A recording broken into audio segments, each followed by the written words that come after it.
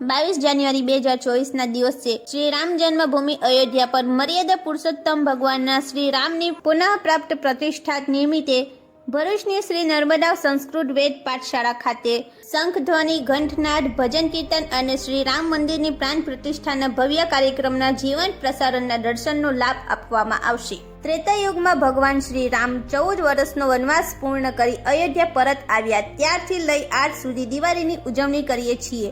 ત્યારે આ કળિયુગમાં 500 વર્ષના સંઘર્ષ બાદ ભગવાન શ્રી રામની જન્મભૂમિ પર ફરી ભવ્યાતિ ભવ્ય નવનિર્મિત રામ મંદિરના ભગવાન શ્રી રામની પ્રાણ પ્રતિષ્ઠા થવા જઈ રહી છે.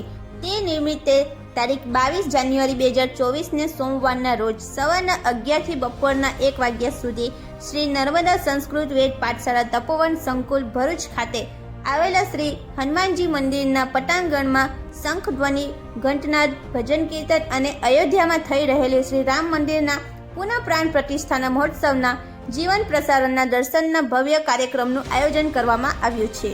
તો આ રૂડા અવસરમાં સહભાગી થવા માટે સમગ્ર ભરૂચ શહેરની ધર્મપ્રેમી જનતાને પધારવા માટે ભાવભર્યું આમંત્રણ આપવામાં આવે છે.